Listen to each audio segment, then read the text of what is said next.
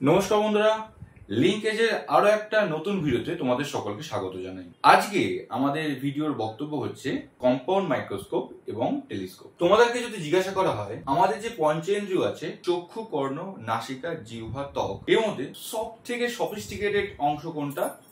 আশা করা যায় তোমাদের সকলের উত্তর হবে চোখ।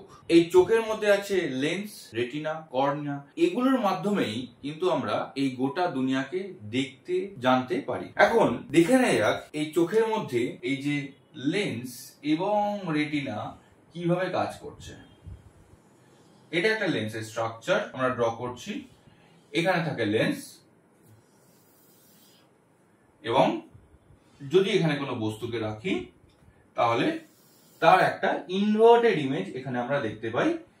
এই জায়গাটা আছে না রেটিনা, এই রেটিনার মধ্যে থাকে রডস এন্ড কোনস। এই রডস আর কোনস এর মধ্যে নার্ভ থাকে। এই নার্ভ ইম্পালসটাকে ক্যালকুলেট করে এবং সেটা আমাদের ব্রেনেতে পাঠায় এবং আমরা দেখতে পাই। অর্থাৎ বস্তুর একটা উল্টো প্রতিচ্ছবি তৈরি হয় এই রেটিনার উপরে। কার মাধ্যমে? লেন্সের মাধ্যমে। প্রয়োজন অনুযায়ী লেন্স নিজেকে সংকোচন এবং প্রসারণ করতে পারে, তার জন্য এখানে পেশি থাকে। এই পদ্ধতিকে বলা হয় অ্যাকোমোডেশন। অর্থাৎ যখন প্রয়োজন পড়ে কাছের জিনিস দেখার তখন তার ফোকাল লেন্থ কমে যায়, যখন প্রয়োজন পড়ে দূরের জিনিস দেখার তখন তার ফোকাল লেন্থ যায় বেড়ে। কিন্তু এই সংকোচন প্রসারণের একটা লিমিট আছে। যদি খুব কাছ থেকে দেখতে হয় তাহলে কিন্তু আমরা ছবি দেখতে পাই না।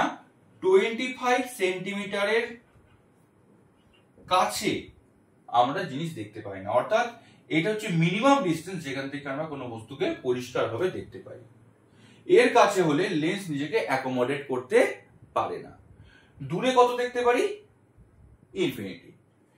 কিন্তু এই প্রতিচ্ছবি যদি পরিষ্কারভাবে না ওঠে এই রেটিনার উপরে তাহলে কিন্তু আমরা জিনিসটাকে দেখতে পাবো না। এই পরিষ্কার প্রতিচ্ছবি তোলার একটা উপায় কি? এই অ্যাঙ্গেলটাকে বেশি হতে হবে। এই অ্যাঙ্গেলটার একটা নাম আছে, এই অ্যাঙ্গেলের নাম হচ্ছে ভিজুয়াল অ্যাঙ্গেল। অর্থাৎ খুব ক্ষুদ্র বস্তুর ক্ষেত্রে ভিজুয়াল অ্যাঙ্গেল কম হয়, খুব দূরে থাকা বস্তুর ক্ষেত্রে ভিজুয়াল অ্যাঙ্গেল কম হয়। সেই জন্য আমাদের চোখ এই দুই ক্ষেত্রে বস্তুকে ভালোভাবে দেখতে পায় না। তার জন্য মানুষজন তো স্মার্ট, দুটো ডিভাইস আবিষ্কার করেছে। একটা নাম হচ্ছে মাইক্রোস্কোপ আর একটা হচ্ছে টেলিস্কোপ। মাইক্রোস্কোপ দু রকমের, compound microscope, simple microscope. Compound মাইক্রোস্কোপের কথায় পরে আসছি, আগে বলেছি সিম্পল মাইক্রোস্কোপ কি। সিম্পল মাইক্রোস্কোপ কিছুই নয়, আতশ কাঁচ। সেই আতশ কাঁচে একটা লেন্স থাকে, সেখানে আমরা দেখতে পাই কনভেক্স লেন্স অবশ্যই, সেখানের মাধ্যমে আমরা ম্যাগনিফাইড ইমেজ দেখতে পাই। আর কম্পাউন্ড মাইক্রোস্কোপ কি? দু রকম লেন্স ইউজ করা হয়, তার মাধ্যমে আমরা কিন্তু একটা ম্যাগনিফাইড ছবি দেখতে পাই। এখন এই যে ম্যাগনিফাইড কথা বলছি, এর জন্য আমাকে পড়তে হয় ম্যাগনিফাইং পাওয়ার। ম্যাগনিফাইং পাওয়ার কি? একটা হচ্ছে যন্ত্র নিয়ে, ইনস্ট্রুমেন্ট নিয়ে যে ভিজুয়াল অ্যাঙ্গেল, একটা হচ্ছে ইনস্ট্রুমেন্ট ছাড়া ভিজুয়াল অ্যাঙ্গেল। এতে যে রেশিও এটাকে বলা হয় এম, এটাই হচ্ছে ম্যাগনিফাইং পাওয়ার। একটা হচ্ছে ভিজুয়াল অ্যাঙ্গেল ভিএ আমি লিখছি, একটা কি এডেড, অর্থাৎ সেই যন্ত্রটা ব্যবহার করে যে ভিজুয়াল অ্যাঙ্গেল, আর একটা হচ্ছে ভিজুয়াল অ্যাঙ্গেল আনএডেড, অর্থাৎ খালি চোখে আমরা যখন দেখছি তার জন্য যে ভিজুয়াল অ্যাঙ্গেলটা তৈরি হচ্ছে সেটাকে আমরা বলছি আনএডেড। এদের রেশিও হচ্ছে ম্যাগনিফাইং পাওয়ার। তাহলে চলো দেখে নিই কি করে কম্পাউন্ড মাইক্রোস্কোপ আমরা ব্যবহার করব, কি করে কম্পাউন্ড মাইক্রোস্কোপের মাধ্যমে আমরা কোনো জিনিসকে খুব সুন্দরভাবে ম্যাগনিফাই করে দেখতে পাবো। এখন দেখো এই আইডিয়াটা খুব সুন্দর হলেও কিন্তু এই কম্পাউন্ড মাইক্রোস্কোপ যখন তোমরা বইতে খুলছো, বইতে দেখছো, তখন তোমরা বুঝতে পারছো যে ছবিটা বুঝি খুব ডিফিকাল্ট। এই ছবি তো পরীক্ষার মাধ্যমে আমরা করতে পারবো না পরীক্ষার খাতায়, এবং এখান থেকে ফর্মুলা গুলো কিন্তু খুব ডিফিকাল্ট লাগছে বলে ধারণা অনেকের।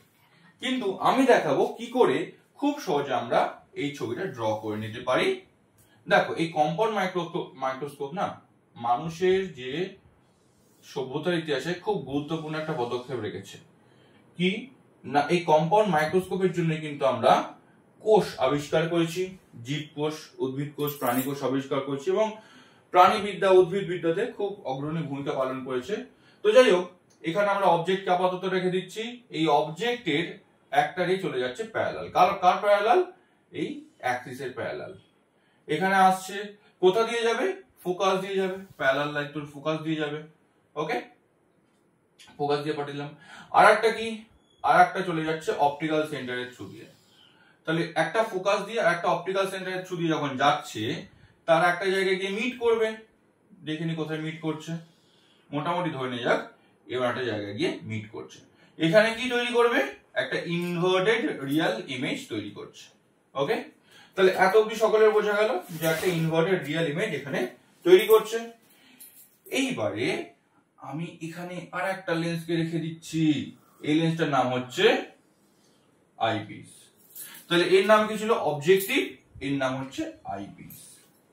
এখানে গিয়ে রে অফ লাইট দুটো এদিকে চলে যাচ্ছে।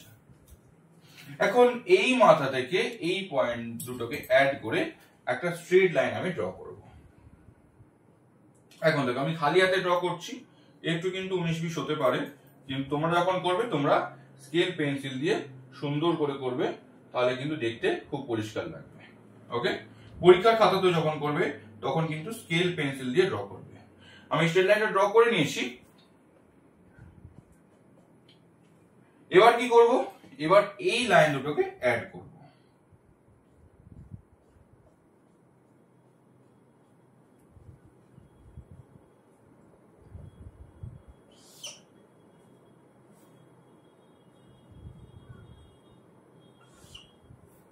ওকে, একটা লাইন এদিকে যাচ্ছে,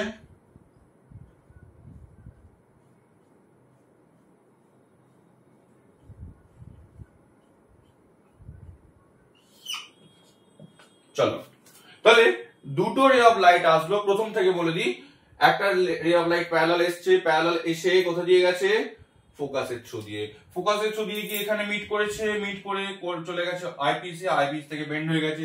আর একটা রে অফ লাইট সোজা গেছে, অপটিক্যাল সেন্টারের থ্রু দিয়ে গেছে, সেই জন্য আনডিভাইডেড ভাবে গেছে, এখানে গিয়ে সোজা গিয়ে আবার বেন্ড হয়ে গেছে আইপিস এর থ্রু দিয়ে। দুটো রে অফ লাইট কে যদি আমি এদিকে এক্সট্রাপোলেট করি, কোথায় আসছে বলে মনে হবে, এখানে একটা জায়গা থেকে আসছে বলে মনে হবে। এখানে আমি একটা কি পাচ্ছি, ভার্চুয়াল ইমেজ পাচ্ছি। ওকে, ভার্চুয়াল ইমেজ আমরা দেখতে পাচ্ছি। ওকে, কে ভার্চুয়াল ইমেজটা তৈরি করছে, আইপিস না অবজেক্টিভ? উত্তর হচ্ছে আইপিস। তাহলে আইপিস এর অবজেক্ট কোথায় আছে বলতো, আইপিস এর অবজেক্ট আছে এখানে। মানে একটু বোঝার চেষ্টা করো, অবজেক্টকে আমি দেখলাম এখানে, অবজেক্টিভ দেখলো এর একটা ইমেজ তৈরি করতে হবে। কোথায় ইমেজ তৈরি করলো, এখানে। এই ইমেজটা কি ইমেজ, রিয়েল ইমেজ। আইপিস যখন আসছে সে দেখছে তার অবজেক্ট আছে এখানে, সেই অবজেক্টের রেসপেক্টে এখানে একটা ইনভার্টেড ভার্চুয়াল ইমেজ তৈরি করছে। এটা হলো টোটাল প্রসেস, টোটাল মেকানিজম। এখানে ম্যাগনিফাই কি করে হচ্ছে, অবশ্যই ম্যাগনিফাই হচ্ছে, দেখো এখানে ভিজুয়াল অ্যাঙ্গেল হচ্ছে বিটা। যদি খালি চোখে দেখতাম এই হাইটের ইকুয়াল, এখানে একটা লাইন আমি ড্র করছি, আমি এটাকে স্ট্রেট লাইন দিয়ে জয়েন করে দেবো।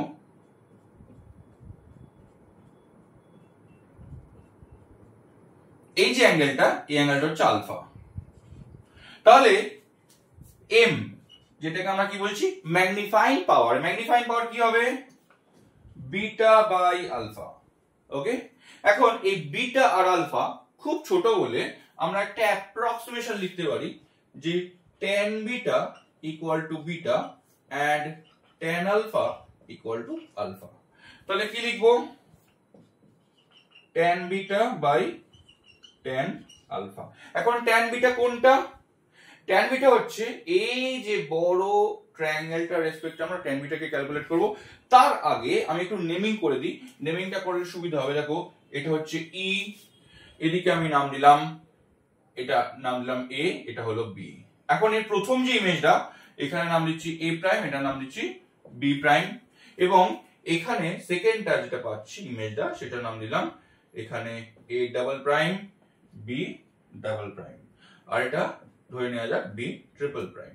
ওকে, তাহলে আমরা tan বিটা ইকুয়াল টু কি লিখবো, দেখো এখানে লিখে দিই। এখন দেখো tan বিটা মানে কি, পারপেন্ডিকুলার বাই বেস। এখন পারপেন্ডিকুলার কোনটা দাঁড়াচ্ছে, এইটা, বেস কোনটা, এইটা। এই টোটাল বড় মতো ট্রায়াঙ্গেলটার দিকে খুব ভালো করে তাকাও। তাহলে tan বিটা ইকুয়াল টু কি দাঁড়াচ্ছে perpendicular a double prime b double prime, base কোনটা a double prime e। tan alpha কোনটা, tan আলফা ইকুয়াল টু, দেখো এই যে সরু মতো যে ট্রায়াঙ্গেলটা পাচ্ছি ওইটার দিকে খুব ভালো করে দেখো। tan আলফা মানে দাঁড়াচ্ছে a double prime b triple prime by a double prime e। এখন এই পরের ইকুয়েশনে জিনিসটাকে সাবস্টিটিউট করে দিচ্ছি। সাবস্টিটিউট করলে কি দাঁড়াচ্ছে দেখো, a double prime b double prime by a double prime e by a double prime b triple prime by a double prime e। জিনিসটাকে ক্যান্সেল করে দিলাম, কি পড়ে থাকলো দেখো, a double prime b double prime a double prime b triple prime. এখন এটা draw করেছি, কিন্তু এর অ্যাকচুয়াল হাইট কোনটা বলো তো, এটা কি অ্যাকচুয়ালি অবজেক্টটা যদি এখানে থাকতো তাহলে তার হাইট কত হতো, অবজেক্টের অ্যাকচুয়াল হাইট কত, এটা অবজেক্টের অ্যাকচুয়াল হাইট। তাহলে আমি এখানে লিখতে পারি a double prime b double prime by ab। তাহলে আমি এই জিনিসটাকে উপরে লিখছি, তাহলে m equal to a double prime b double prime by ab। এটা কি একটু মডিফাই করছি, কেন লিখছি কেন করছি পরে বলছি। দেখো a double prime b double prime by a prime b prime into a prime b prime by ab। এখন দেখো এটার একটা নাম আছে, খুব ভালোভাবে চিন্তা করো এটা মানে কি, image height by object height, কিসের আইপিসের। এটা কি ইমেজ হাইট অবজেক্ট হাইট কার, অবজেক্টিভের। তাহলে এটাকে আমরা লিখতে পারি M E into M O. তার মানে খুব গুরুত্বপূর্ণ একটা রিলেশন আমরা পাচ্ছি, magnifying power of this optical device is equal to linear magnification of the eyepiece multiplied with the linear magnification of the objective। তাহলে এখন আমাদের কাজটা কি দাঁড়ালো, দেখো কাজটা দাঁড়ালো হচ্ছে magnifying power of the eyepiece magnifying power of the objective K find out করা। তাহলে সবার আগে আমরা magnifying power of the objective K find out করে নি। চলো দেখো আমাদের কাছে একটা ফর্মুলা আছে 1/v minus 1/u equal to 1/f। এখন অবজেক্টিভের ক্ষেত্রে ফর্মুলাটা কেমন হবে দেখো, এটা হয়ে যাবে vo, u হয়ে যাবে মাইনাস uo। আচ্ছা মাইনাস হলো কেন, দেখো অবজেক্টিভের রেসপেক্টে লেফট সাইডে আমরা অবজেক্টকে রেখেছি, রাইট সাইডে আমরা ইমেজ ক্রিয়েট হয়েছে, তো যেহেতু লেফট সাইডে সেই জন্য মাইনাস সাইনটা বসছে সাইন কনভেনশন অনুযায়ী, এবং ফোকাল লেন্থ কিন্তু একই রকম ভাবে এফও আসছে। জিনিসগুলোকে এখানে সাবস্টিটিউট করে দিচ্ছি, তাহলে কি লিখতে পারি 1/VO plus 1/UO equal to 1/FO। তাহলে 1/VO equal to 1/FO minus 1/UO। এরপর লাইনে আমরা এটাকে এলসিএম করে দেবো, FO UO UO minus FO equal to 1/VO। তাহলে MO মানে লিনিয়ার ম্যাগনিফিকেশন অফ অবজেক্টিভ কি লিখবো, VO by UO equal to কি হবে FO, এখানে মাইনাস সাইন থাকে, FO by FO minus UO। এটা হলো magnifying power of the objective. আবার আইপিস এর ক্ষেত্রে কি হবে, দেখো আইপিস এর ক্ষেত্রে ME ইকুয়াল টু কি হবে মাইনাস VE বাই UE। ওকে, এখন VE মানে কি বলতো, VE অর্থাৎ এই আইপিস এর রেসপেক্টে ইমেজটা কোথায় ক্রিয়েট হচ্ছে, ভি যে ক্রিয়েট হচ্ছে, এটাই তো অ্যাকচুয়ালি ডি। তাহলে আমি এখানে লিখতে পারি এটা equal to D by U E. তাহলে এখানে আমি একটা আইপিস এর রিলেশন পেয়েছি, আর এখানে আমি কি পেলাম, অবজেক্টিভ এর রিলেশন। এই দুটো জিনিসকে এখানে আমি সাবস্টিটিউট করে দিচ্ছি। তাহলে এম ইকুয়াল টু কি পাচ্ছি, D by U E into F O minus U O. Okay, এটা হচ্ছে আমাদের equation for the compound microscope. এখন এই মাইক্রোস্কোপকে না দু রকম ভাবে ব্যবহার করতে পারি। একটা হচ্ছে নর্মাল অ্যাডজাস্টমেন্ট যেটা আমরা বলছি, আর একটা হচ্ছে রিল্যাক্সড কন্ডিশন। রিল্যাক্সড কন্ডিশন হওয়ার পরে আসছে, আগে নর্মাল অ্যাডজাস্টমেন্ট জন্য আইপিস এর যে অ্যাডজাস্টটা হচ্ছে সেটাকে আমরা দেখে নিই। এখন দেখো নর্মাল অ্যাডজাস্টমেন্টের জন্য কি রকম হবে সেটিংসটা। এই যে ফর্মুলাটা আছে না, এটাকে আমরা আইপিস এর জন্য ব্যবহার করতে পারি। তাহলে আইপিস এর জন্য যদি ব্যবহার করি, ফর্মুলাটা কেমন লিখতে হবে, কেমন হবে দেখো, V will be D, okay, rather minus D. U কি হবে, মাইনাস ইউই, আর এফটা এফ বসে যাচ্ছে, এফই। সাবস্টিটিউট করলি চলো, তাহলে 1 by minus D minus 1 by minus U E equal to 1 by F. তাহলে 1 by U E equal to 1 by F plus 1 by D. তাহলে জিনিসটাকে যদি সাবস্টিটিউট করি, 1 বাই ইউই কি দাঁড়াচ্ছে, F D D plus F. Okay, তাহলে এম ই যেটা আমি বলেছিলাম এম ই, সেটাকে আমি কি লিখতে পারি, সেটাকে আমি লিখতে পারি, দেখো এম ই এর জায়গায় আমি কি লিখবো, D plus F by F. Okay, that is equal to M E. তাহলে নর্মাল অ্যাডজাস্টমেন্টের জন্য আমাদের কাছে ফর্মুলাটা কি দাঁড়াচ্ছে একটু দেখে নিই। দেখো আমাকে একটু মুছতে হচ্ছে, আমি পুরোটা তো একবারে রাখতে পারছি না বোর্ডেতে, কারণ আমাদের বোর্ডটা খুব একটা বড় নয়, তো সেক্ষেত্রে একটু মুছতে হচ্ছে। এখন আমাদের কাছে এম ই আছে আর এম ও আছে। ফাইনাল আমরা এটা পেয়েছিলাম। এটাকে নর্মাল অ্যাডজাস্টমেন্টের জন্য আমরা যেটা লিখতে পারি সেটা হচ্ছে এই জিনিসটাকে মডিফাই করে লিখবো, D plus F E by F E into V O by ইউও।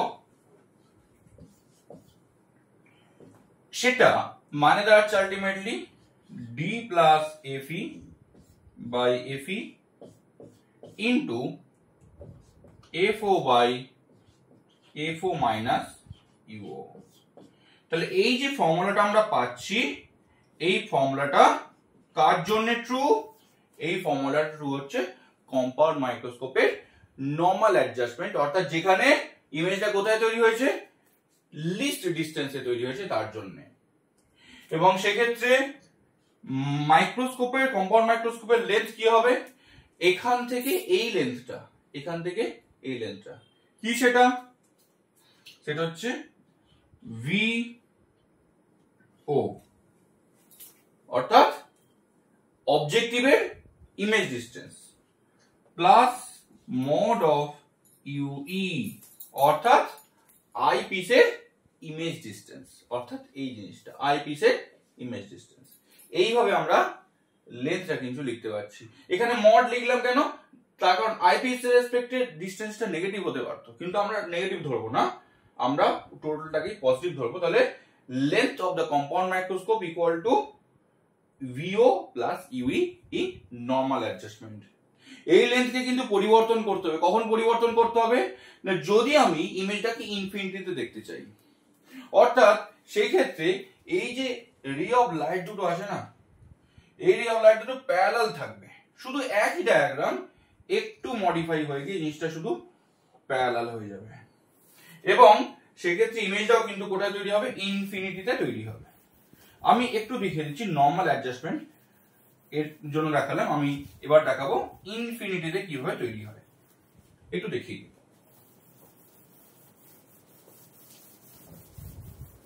দেখো সেই ক্ষেত্রে ডায়াগ্রামটা শুধু পরিবর্তন কিরকম হবে, একই থাকবে, শুধু জিনিসটা একটু প্যারালাল হয়ে যাবে।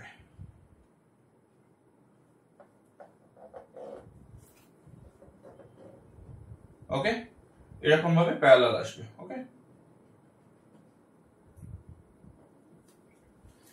অর্থাৎ ইনফিনিটিতে ইমেজ তৈরি হচ্ছে। আর কি দেখো